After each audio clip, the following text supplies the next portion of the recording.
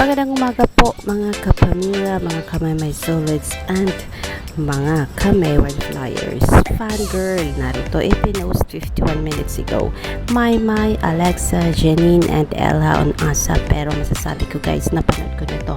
And I want to share this with you, mga kapamilya at mga kamay supporters na hindi nakapanood ng opening number ni My Entrata sa ASAP natin to. Masasabi natin the best ang isang My Entrata.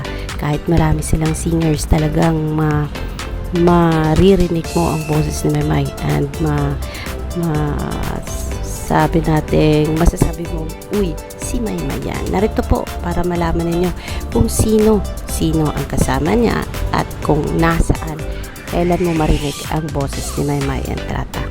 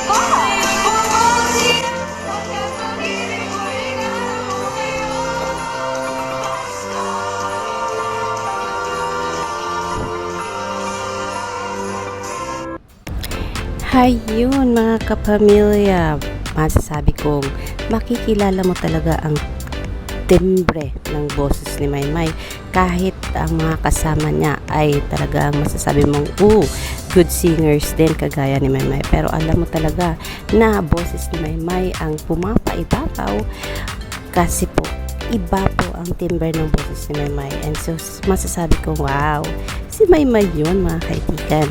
At talagang hindi mo maikaila yun kasi tanging kay My ang boses na merong ganon. Medyo matinis na hindi ko maintindihan pero maganda sa pandinig. And so, hindi siya na tatabunan ng boses ng iba kasi talagang kakaiba ang timbre ng boses ni My. And so, hindi lang po tayo na base doon kasi mga guys, may spot din sa My sa opening spiel na masasabi nating may ganun?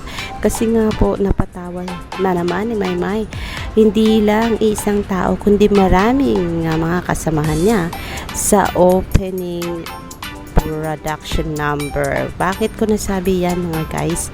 Narito po My Entrata sa kanyang opening spiel. Ikaw My nakita ko hindi lang si Gary V, hindi lang si Ogie Alcacid, kundi pati yung mga babae na nasa likuran mo. Bakit kasi ano ba kasi ang ginawa ng isang Maritel My Entrata? Narito po My Entrata sa opening spiel. And so yes mga kapamilya, yan po ang sinasabi ko na at yan ang sinasabi din ni Gary Valenciano na My is such an bright sunshine sa kanila na talagang nagpapatawa sa kanila at nagdadala ng good vibes sa ASAP kapamilya. And so yeah, masaya tayo at napatawa mo muli ang mga kasamahan mo My and isang sign daw ito na talagang kahit malaking artista ka na, kahit malaki ng pangalan mo sa showbiz ay talagang isang fangirl ka pa rin. At nakita natin na kilala mo ang Korean group na BTS. Kahit si Paolo Sandejas ay alam mo na connected ito sa BTS. Talagang sabi ng mga kapamilya mo, wow, nakaka-proud itong si Maymay. At talagang never nagbago. Hanggang ngayon, fangirl ka pa rin. Syempre dahil Korean group yan at sinusundan mo yan. And so we understand na hindi mo talaga ma-let go yan kasi part na yan ng buhay mo. Gaya na lang namin na part na rin ng buhay namin ang manood ng Korean movies and Korean teleseries. Patuloy mo lang yan, Inday, kasi mas marami ang napapatawa mo, napapasaya mo, hindi lang yung mga kasamahan mo sa asap natin to, kundi kami nanonood ng asap natin to. Narito muli, Maymay Entrata sa opening spiel. Tutukan din po sina Ate Moira at Janine Berdin with trending singer-songwriter Paolo Sandejas! Right. Hala! Yung BTS man yan! BTSB! Siya yun! Siya yun. Ay, Siya yun. siya yun lang. And of course, Mai, do not miss the new Gen Beard Idols. Ang sabi ng mga sumusuporta sa iyo, ha ha, my loves naman eh. Tapos tawang-tawa siya. Sabi niya, tawang-tawa talaga ako dito. Sabi niya, power Iloilo, ha ha, utas ako sa iyo, Maymay. Cheche, ang sabi Maymay, BTS versus bias ko yan, Maymay Entrata. Yan po ang sabi ng mga nakapanood ng opening ng asap natin to. Maymay, one more time, let's go. BTSB! Din po sina Ate Moira at Janine Berdin with trending singer-songwriter Paolo Sandejas! Right. Hala! Yung BTS man yan! BTSB! Siya yun! Siya yun. Siya yun lang. And of course, Mai, do not miss the new Gen Beard Idols. Kasama Din po sina Ayun, nakikita mo yung mga facial expressions nila behind may mga photo bombers, video bombers, ayun, na talagang nakikijoy na rin sa kanyang reaction about Paolo Sandejas. Ayan, I love you, May. Tuwing Sunday na lang magyaya sa pamangkin. May Entrata talagang pag nandyan ka sa asap natin to talagang marami ang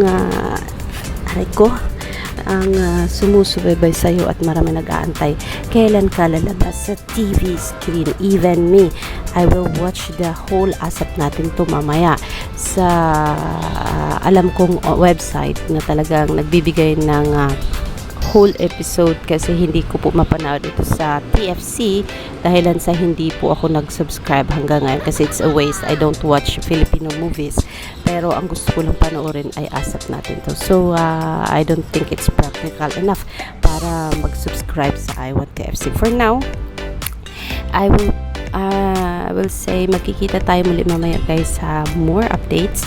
No, for sure marami tayong pag-usapan later. And I visited iWant ASAP online and indeed wala si Maymay Entrata. I saw Edward Bobber. Talagang hindi naman nagstay kasi nasa live performance nga ang asap, pero papunta-punta siya once in a while, lalo na pagkapamilya online na kasi ang nandoon ay si Shania Gomez, Andy Abaya and Cody Brown.